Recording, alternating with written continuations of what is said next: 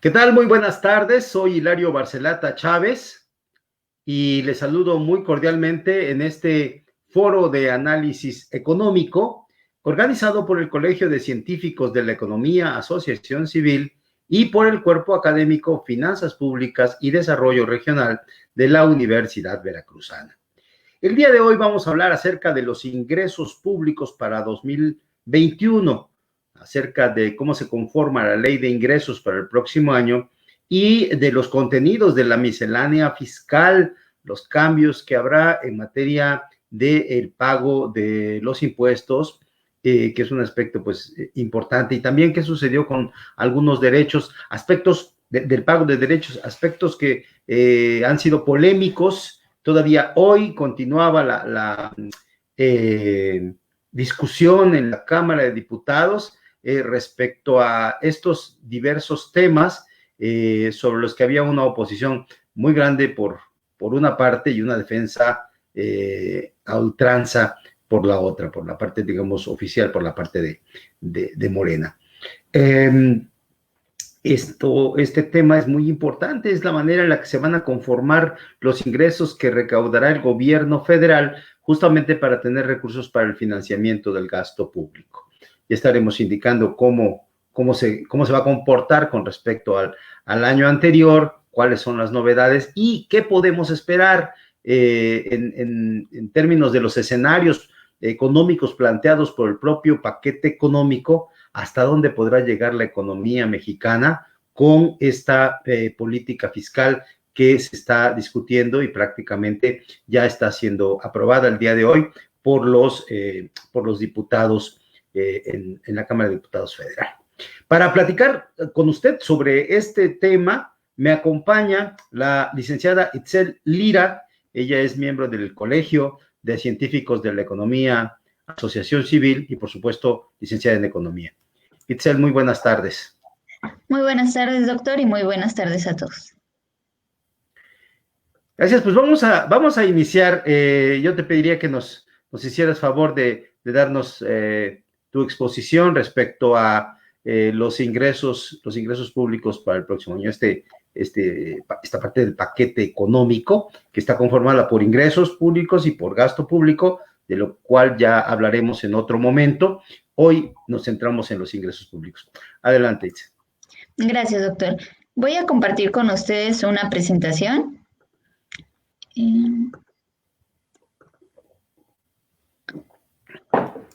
No sé si ya puedan verla.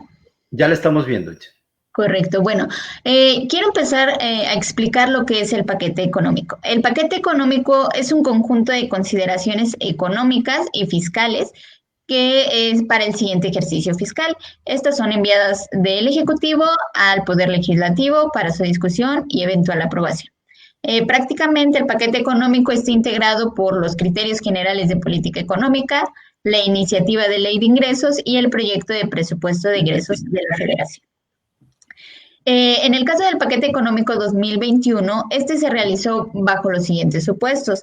Estimaron una tasa de crecimiento del PIB de 4.6%, una inflación del 3%, un tipo de cambio que se espera sea en promedio igual a 22.1 pesos por dólar, una tasa de interés promedio del 4%, una producción de 1.857 miles de barriles de petróleo diarios y un precio promedio de 42.1 dólares por barril.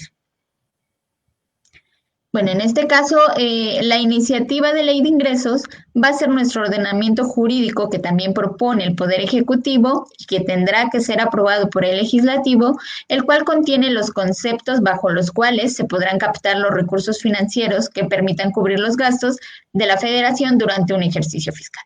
Prácticamente, este documento señala la composición de los ingresos futuros, estima impuestos, derechos, ingresos por financiamientos, entre otros. En el caso de la iniciativa de la Ley de Ingresos para el año 2021, esta no incorpora nuevos impuestos.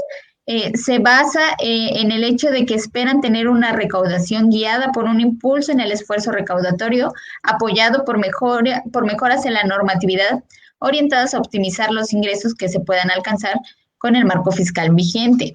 Esta iniciativa apuesta por fomentar mayor responsabilidad y equidad en el cumplimiento de las obligaciones fiscales por parte de los contribuyentes, así como de recuperar los recursos que son legítimamente propiedad del Estado.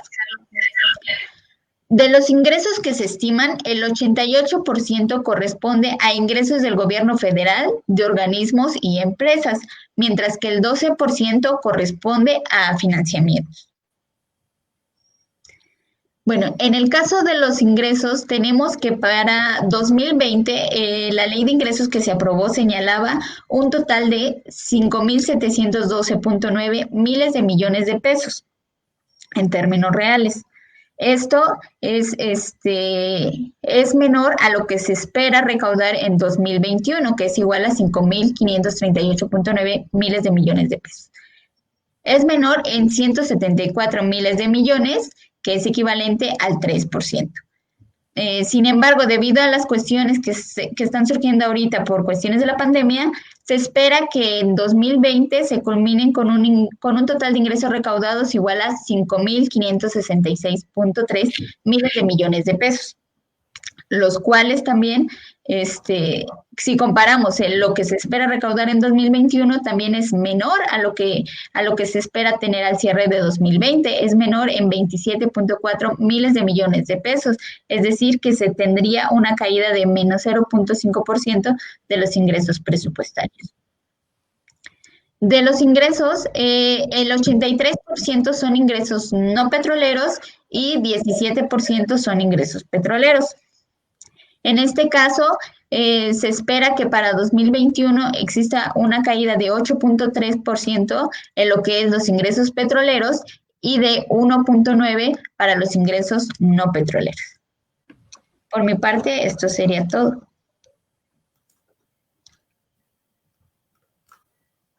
Muchas gracias, la licenciada Itzel Lira, por este planteamiento general del comportamiento que tendrán los ingresos públicos para 2021. Como vemos, yo quisiera destacar pues los comportamientos generales que nos plantea aquí.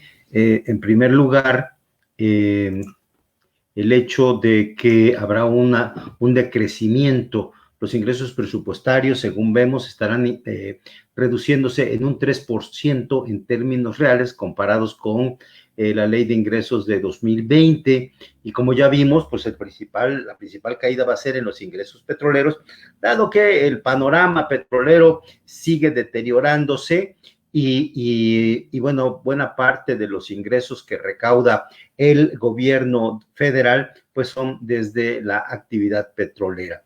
También es importante observar la caída de la reducción de los ingresos tributarios, menos 2.6%, que, bueno, digamos, está en el corazón de los ingresos públicos, tanto los petroleros como los tributarios.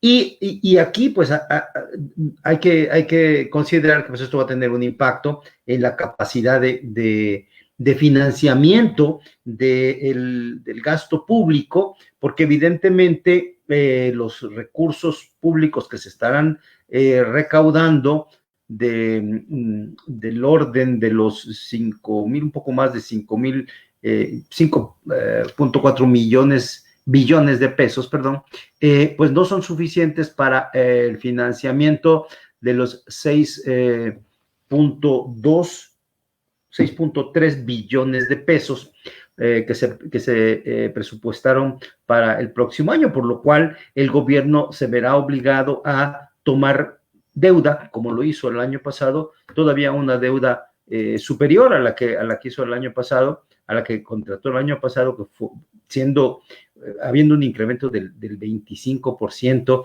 en el financiamiento. Y cabe decir que este escenario que plantea el gobierno, es decir, esta estimación de ingresos que pretende, se da con base en un marco macroeconómico que dice la Secretaría de Hacienda, es un marco macroeconómico prudente que contempla un crecimiento real como ya lo vimos, del 4.3%, una inflación del 3%, el tipo de cambio nominal del 22%, la tasa de interés a 4%, el precio del petróleo a $42.1 por barril y una producción de crudo de 1.850.000 barriles. ¿Por qué insisto en esto? Porque si este escenario se descompone, entonces la recaudación que se está preparando no podrá ser. Y pues los riesgos están primordialmente en el tipo de cambio y en el precio del dólar y en la producción petrolera. Existen dudas por parte de los analistas de que el dólar, el tipo de cambio peso dólar se pueda mantener en ese nivel, al mismo tiempo que el precio del petróleo pueda alcanzar los $42 y que la plataforma petrolera pueda alcanzar ese objetivo de 1.850.000 barriles diarios, particularmente en un momento en el que la producción petrolera está encontrando límites porque cada vez se agotan los pozos petroleros. Y por ejemplo, ¿qué pasa si este marco macroeconómico no se sostiene? Bueno, pues por ejemplo, si el precio del petróleo, se mueve, si se mueve $1, ya se mueva hacia arriba o hacia abajo, representa 13.217 millones de pesos. Es decir, si el precio del dólar bajara a $41, digamos, a $40, si llegara realmente a $40, entonces se estaría previendo un ingreso inferior en 13.217 millones de pesos. O si el crecimiento económico que se estaba planeando de 4.5% fuera inferior, por ejemplo, medio punto porcentual, que en lugar de crecer 4.5, la economía creciera 4%, entonces esto nos costaría 15.411 millones de pesos menos de recaudación. De igual manera, si el tipo de cambio, si la tasa de interés llegara a moverse en 100 puntos base, es decir, si no fuera del 4% como se estima, sino del 5%, eso le costaría al país una reducción de 20.594 millones de pesos de los que tiene estimado. Es decir, considerar el escenario macroeconómico es muy importante porque una variación, y nada nos asegura que no habrá variaciones, y una variación en las variables que se están considerando pudiera cambiar todo el esquema y todo el planteamiento de lo estimado para este año. Vamos nuevamente con la licenciada Itzel Lira, que nos tiene más datos en el análisis de los ingresos públicos para profundizar en esta presentación. Adelante, Itzel. Gracias, doctor.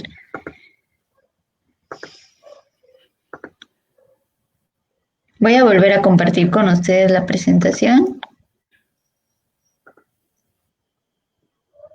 No sé si puedan visualizarla. Ok, bueno, en esta parte vamos a abundar un poco en cómo se componen los ingresos del gobierno federal, los organismos y las empresas. Tenemos que del total, 63.8% corresponde a impuestos, mientras que el 19.4% corresponde a ingresos por ventas de bienes, prestación de servicios y otros ingresos. 6.9% es de cuotas y aportaciones de seguridad social, 6.2% de transferencias, asignaciones, subsidios y subvenciones, pensiones y jubilaciones, y 2.8% de aprovechamientos.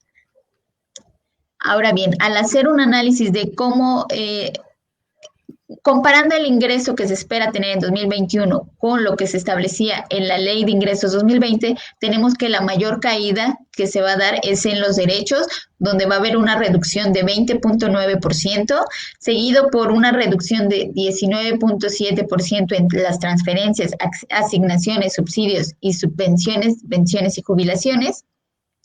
Los productos, por su parte, van a disminuir en 10.3%. Los impuestos que veíamos que eran los que mayor, es lo que más, lo que representa más en los ingresos, se va a tener una reducción de 2.6%.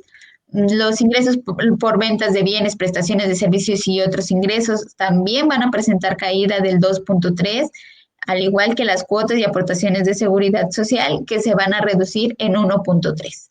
En este caso tenemos que los aprovechamientos, por su parte, van a tener un crecimiento de 42.2, pero si nos regresamos un poco, podemos ver que pues, los aprovechamientos apenas representan el 2.8% de los ingresos totales, ¿no? Igual los financiamientos van a tener un crecimiento de 25.2, que es lo como que comentaba usted ahorita, doctor. Se tiene pensado recaudar, pero esa recaudación no es suficiente para el gasto que se está proponiendo, entonces es necesario y va a ser obvio que va a tener que crecer esa partida de financiamientos y deuda. Por otra parte, analizando lo que se refiere a la estructura de los ingresos por impuestos, vemos que el impuesto sobre la renta es el principal, el que representa el 54% del total, seguido por el impuesto al valor agregado, que es del 27.7%, mientras que el impuesto especial sobre producción y servicios representa el 14.5%. El impuesto al comercio exterior representa el 1.7% de los ingresos totales y al igual que los accesorios de impuestos.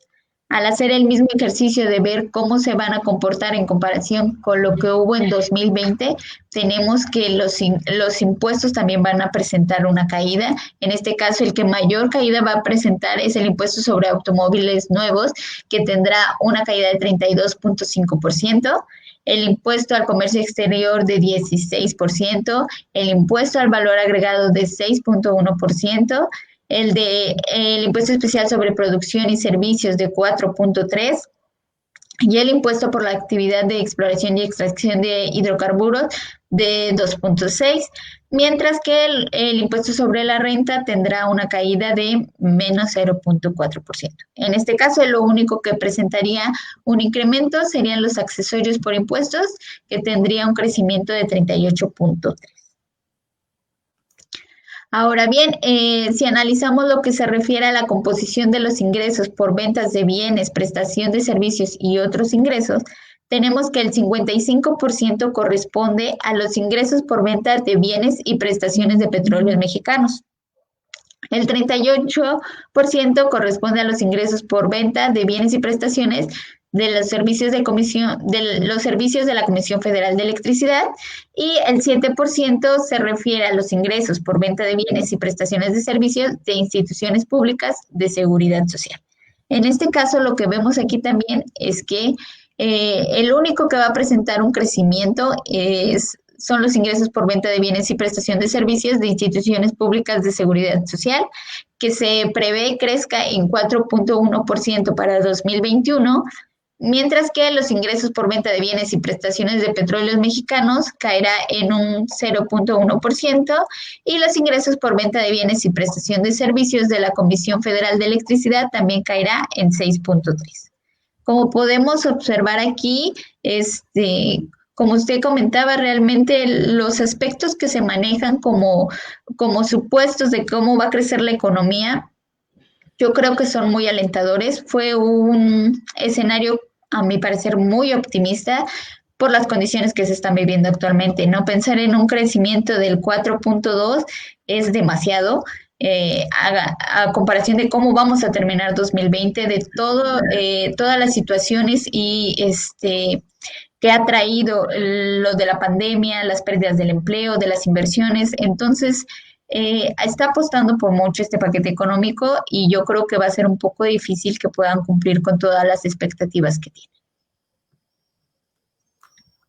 Muchas gracias, Itze. Este corolario final suena bastante dramático y no tengo menos que coincidir contigo, pero da escozor pensar que ya de por sí estamos viendo que va a haber una caída importante en diversos rubros de ingresos y que no tenemos certeza de que esa vaya a ser realmente la reducción, puesto que el escenario planteado tiene un rasgo de incertidumbre muy grande, particularmente porque estamos enfrentándonos hoy a 21 de octubre a una situación en materia de salud que todavía no está controlada y que amenaza con descomponerse, lo cual podría llevar a un nuevo cierre de la economía, tal vez no total, pero sí parcial, o a un cierre total dependiendo de cómo tome velocidad el problema de la pandemia. Ya estamos viendo lo que está sucediendo en Europa, que la pandemia los obligó a cerrar nuevamente la economía, y si algo así pasara en nuestro país, este escenario no sería el que estaríamos viendo, y por el contrario, pues tendríamos una reducción mayor de los ingresos. Dentro de las medidas que se han aprobado ya, también en materia de miscelánea fiscal, que si bien el gobierno está apostando no al incremento de los impuestos, pero sí al mejoramiento de sus mecanismos de cobro. Una medida que causa mucha polémica es el uso de dispositivos tecnológicos por parte del Servicio de Administración Tributaria en sus visitas domiciliarias para hacer constancia de los activos que tenga el contribuyente en sus domicilios fiscales. Las personas auditadas por el SAT estarán ahora obligadas a permitir en sus domicilios el acceso de visitadores y no podrán oponerse a la verificación de bienes y mercancías, documentos o estados de cuenta, y estos visitadores podrán tomarle fotos o video a los bienes de los contribuyentes, lo que, bueno, pues para muchos diputados y para muchos contribuyentes, pues esto representa una invasión a la privacidad y abre la puerta a el terrorismo fiscal, así lo dicen. Hubo una discusión fuerte, acalorada en la Cámara respecto a este tema, pero finalmente terminó aprobándose. Otro aspecto que también fue parte de una discusión intensa y terminó por aprobarse en ese sentido fue el cambio en la tasa de retención única a plataformas digitales.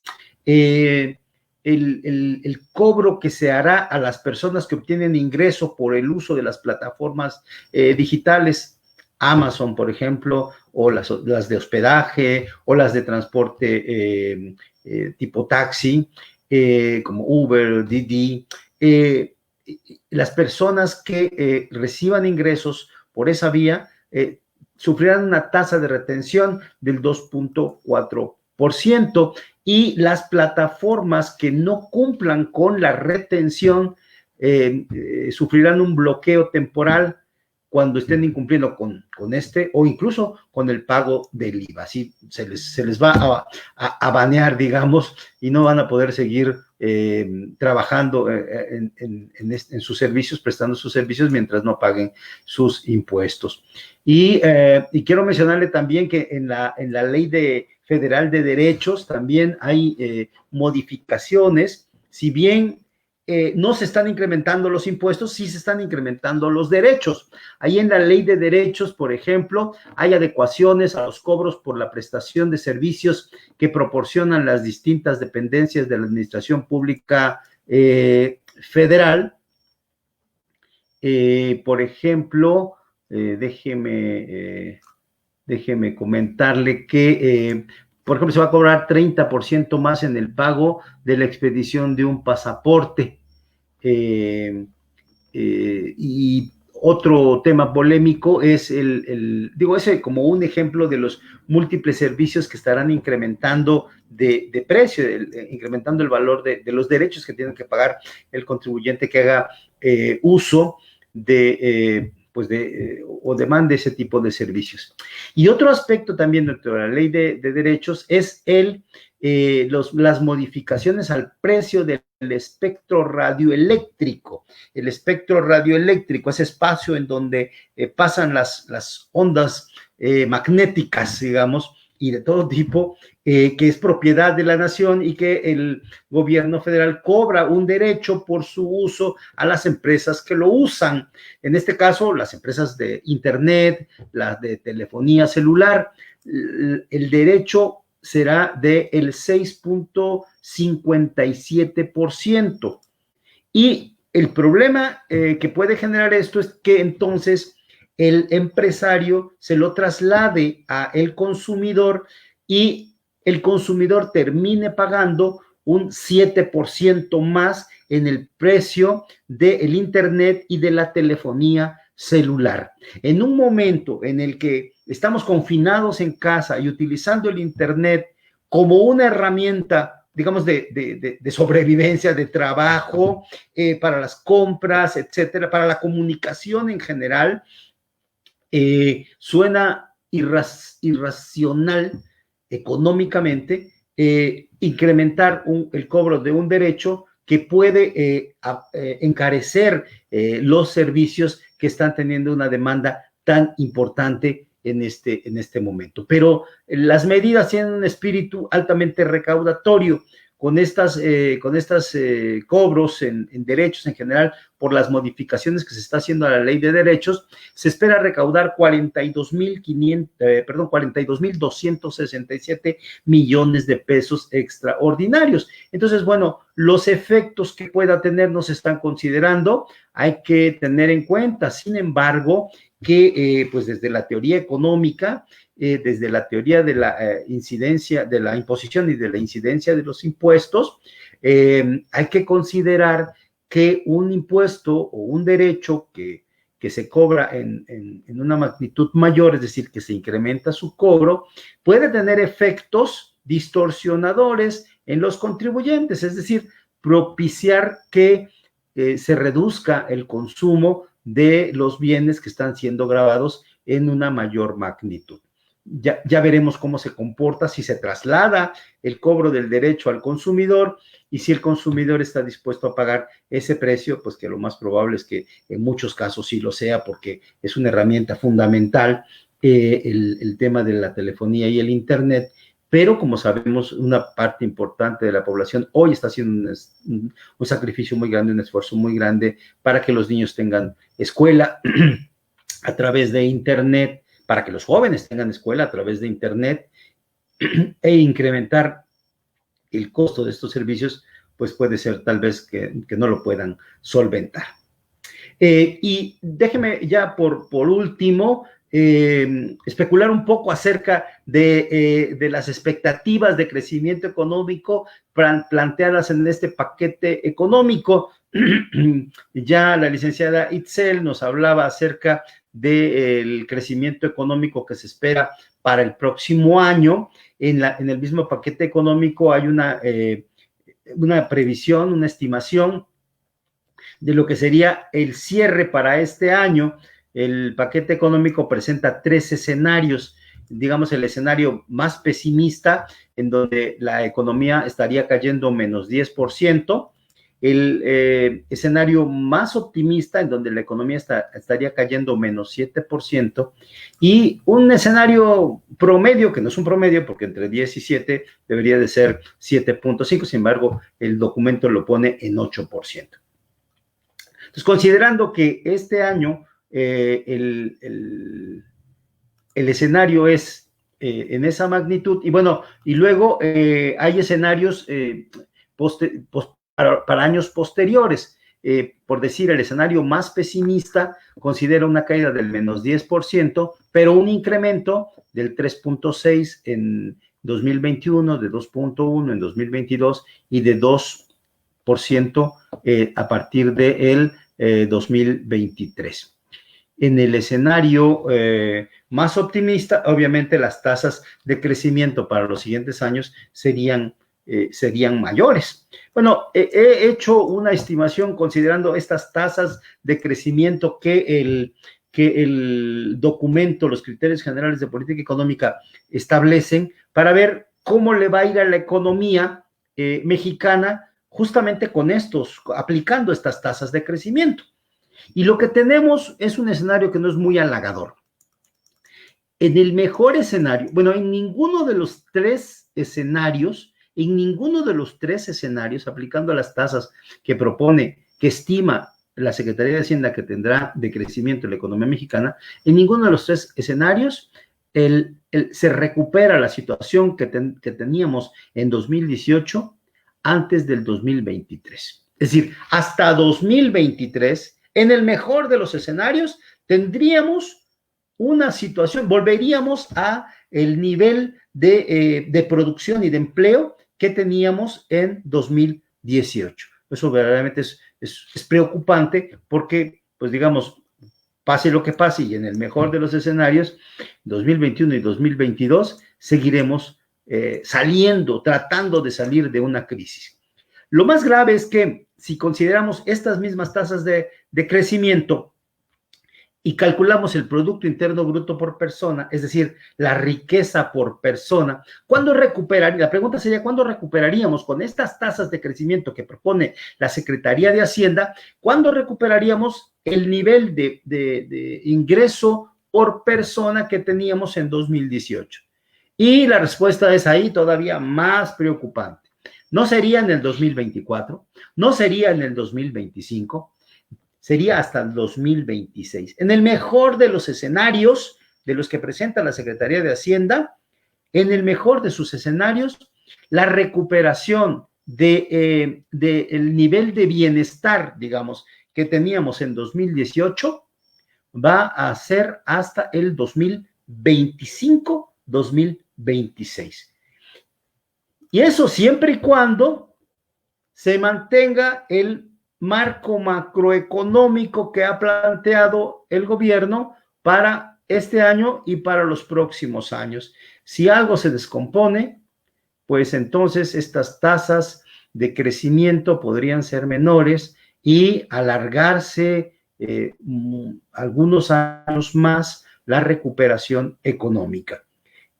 Por supuesto, hay formas de modificar esta trayectoria económica con una estrategia más agresiva, con una política fiscal expansiva, con una política de gasto, de ingreso y de gasto que pueda impulsar la dinámica económica, porque aquí en este escenario, pues realmente no hay medidas de estímulo a la economía. Entonces, esa es una salida, no solo si las cosas se descomponen, es una salida que debiera de considerarse independientemente de lo que pueda pasar, porque bajo este esquema, insisto, el escenario es francamente dramático y pues eso nos va a costar en empleos, en ingresos de las personas y en niveles de bienestar que nos llevarán a tener pues mayor pobreza en nuestro país. Bien, vamos a concluir y yo quisiera pedirle a la licenciada Itzel Lira unas últimas palabras, una reflexión final sobre este tema de los ingresos públicos. Gracias, doctor. Bueno, después de escucharlo, yo creo que sin duda el paquete económico se hizo muy, muy despegado de la realidad, ¿no? Siendo muy optimistas, posiblemente como nos encontramos, como piensan que vamos a terminar el año, las caídas que mencionaba yo de los impuestos sean mayores, de los ingresos por lo mismo. Lo que sí tal vez vaya a crecer más sea la deuda. Eh, Hay muchas estrategias que debería de pensar el gobierno, que tendría que tener ya en mente, por como usted dice, si falla algo de lo que ellos piensan que va a suceder, por ejemplo, el crecimiento del 4.2, ¿de qué manera van a actuar? ¿De qué manera van a poder?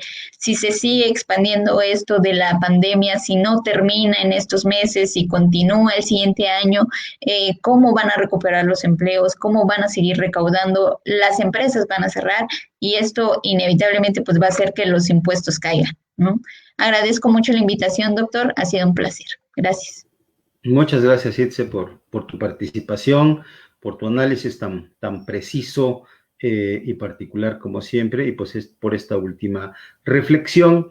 Y pues efectivamente, aunque hay un escenario hay un conjunto de instrumentos que el gobierno prevé que pudiera utilizar en el caso de un cambio en el escenario, pues tan solo de leerlos invita a pensar que pues realmente no significan pues instrumentos que en todo caso pudieran reactivar la economía, son más bien mecanismos de defensa, ¿no?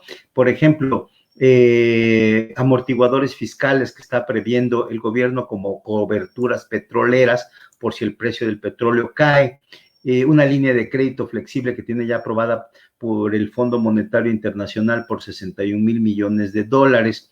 algunas líneas de intercambio de deuda por inversión, swaps, por 60,000 millones de dólares. Y bueno, básicamente instrumentos de deuda. Y hay que decir que ya de suyo, sin que se considere que se pudiera tomar más deuda de la que ya se está previendo en la ley de ingresos, la deuda va a pasar de un 49, de un 49.6 a un 53.7% como proporción del Producto Interno Bruto. Un salto muy, muy importante de prácticamente 4 puntos porcentuales de 2020 a 2021, insisto, sin utilizar crédito por emergencia, sin utilizar este crédito, estas vías de crédito que tiene preparadas el gobierno en caso de emergencia. Lo cual es un salto dramático de los niveles de deuda que, pues a pesar de que el presidente de la República ha señalado que su gobierno no se endeuda, pues la verdad es que sí se está endeudando, y si las cosas empeoran, no va a tener otra alternativa más que tomar deuda. Y por desgracia va a ser para resolver un problema que se viene encima de una recesión mayor, cuando esa recesión quizá podría evitarse si ayer se hubiera tomado deuda para compensar, para atenuar la caída del crecimiento económico. Los dejo con esta reflexión, les agradezco mucho su atención y a nombre del Colegio de Científicos de la Economía y del Cuerpo Académico Finanzas Públicas y Desarrollo Regional, pues lo espero en un próximo foro de análisis económico. Ya estaremos en el siguiente foro hablando acerca de la otra parte del paquete económico, que es el gasto público, y en donde hay cosas verdaderamente importantes de las cuales hablar, porque es el dinero que va a los programas de impulso al crecimiento económico, al bienestar social, y ahí tenemos, el gobierno tiene múltiples problemas porque hay muchos rubros que atender y, como lo vemos, poco dinero, y dinero que además se está achicando su tamaño, por supuesto. Soy Hilario Barcelata Chávez y le deseo muy buena tarde.